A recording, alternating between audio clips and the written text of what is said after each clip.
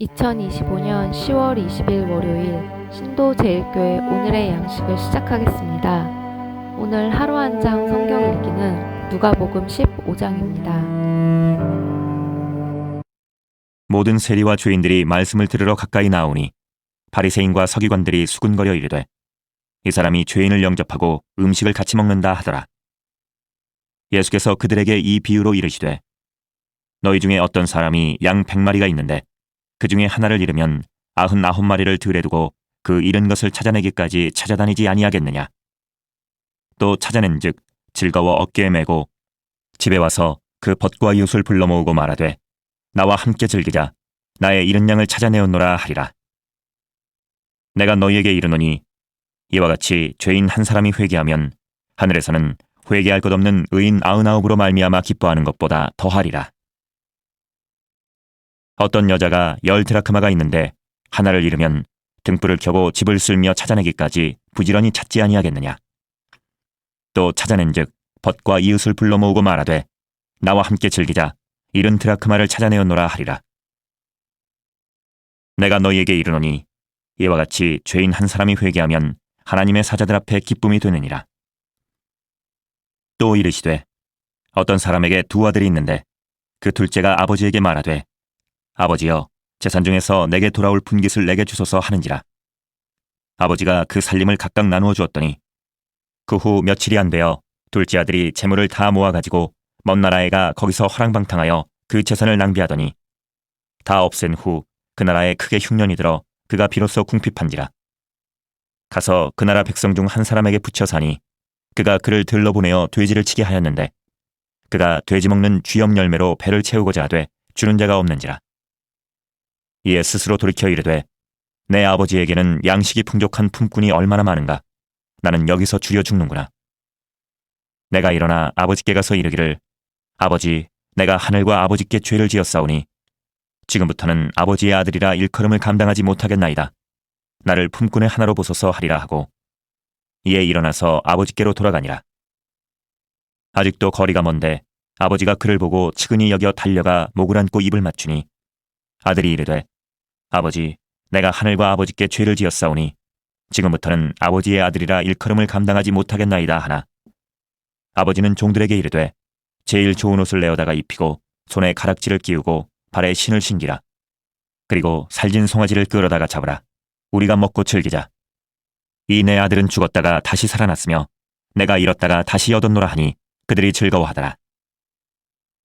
맏아들은 밭에 있다가 돌아와 집에 가까이 왔을 때에 풍악과 춤추는 소리를 듣고 한 종을 불러 이 무슨 일인가 물은데 대답하되 당신의 동생이 돌아왔음에 당신의 아버지가 건강한 그를 다시 맞아들이게 됨으로 인하여 살진 송아지를 잡았나이다 하니 그가 노하여 들어가고자 하지 아니하거늘 아버지가 나와서 권한대 아버지께 대답하여 이르되 내가 여러 해 아버지를 섬겨 명을 어김이 없거늘 내게는 염소 새끼라도 주어 나와 내 벗으로 즐기게 하신 일이 없더니 아버지의 살림을 장녀들과 함께 삼켜버린 이 아들이 돌아오매 이를 위하여 살진 송아지를 잡으셨나이다.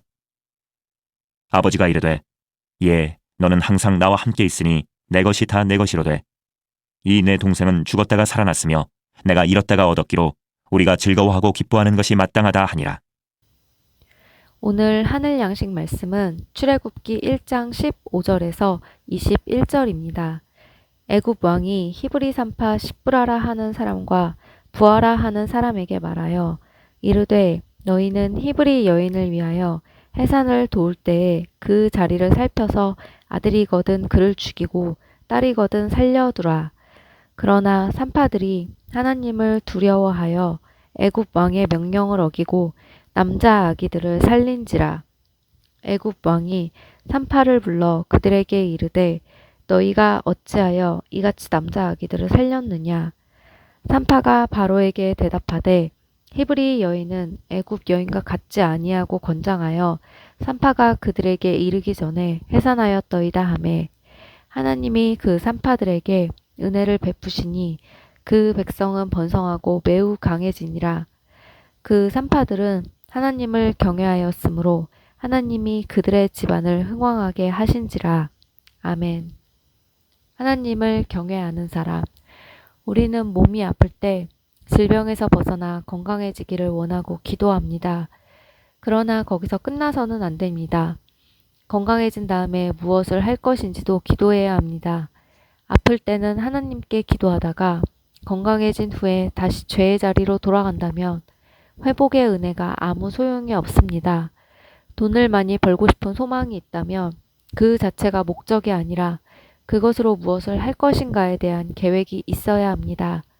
기도하면서 목적이 분명하지 않으면 나중에 방향을 잃어버린 삶을 살기 쉽습니다. 출애굽 사건은 노예에서 자유인으로 구원받은 이스라엘 백성에게만 특별한 것이 아니라 오늘을 사는 우리에게도 중요한 의미가 있습니다. 오늘 말씀을 보면 하나님은 구원을 위하여 히브리 산파들을 사용하셨습니다. 사실 하나님의 구원은 인간의 도움 없이도 가능한 일입니다. 산파들이 쓰임받은 것은 그들이 능력이 많아서가 아니라 눈에 보이는 바로의 권세보다 하나님을 두려워하고 경외하였기 때문입니다. 하나님의 역사는 하나님께 전적으로 순종하는 자를 통해 이루어짐을 산파들을 통해 보여줍니다. 많은 사람이 권세와 능력을 달라고 기도합니다. 그러나 하나님의 역사는 똑똑하고 유능한 자를 통해서만 이루는 것이 아닙니다. 하나님은 세상 사람이 미련하게 여기는 십자가를 택하여 구원하신 것처럼 우리에게도 역설의 은혜를 베푸십니다. 십자가의 말씀이 멸망할 자들에게는 어리석은 것이지만 구원을 받는 사람인 우리에게는 하나님의 능력입니다. 하나님께서 믿음으로 반응한 산파들에게 강건함과 번성의 은혜를 선물로 주셨음을 기억해야 합니다. 또한 하나님을 경외하는 그들의 집안을 흥왕하게 하셨습니다. 우리에게 주어진 삶의 모든 영역에서 이전보다 더욱 하나님을 경외하고 의지하기 바랍니다. 삶의 작은 일에도 주님을 초청하고 말씀의 길을 따르도록 노력하기 바랍니다. 세상을 본받지 않고 하나님을 두려워하며 살아가는 순종과 헌신을 통하여 우리 삶에도 제2의 모세, 제2의 출애굽 사건이 나타날 것입니다. 아멘. 기도하겠습니다. 좋으신 하나님, 세상의 권세와 지혜와 강함을 두려워하며 살지 않기를 원합니다. 삶의 모든 영역에서 오직 하나님 한 분만을 경외하는 믿음이 되게 하옵소서. 하나님 앞에서 자랑할 것 없는 겸손한 모습으로 살게 하옵소서. 예수님의 이름으로 기도합니다. 아멘.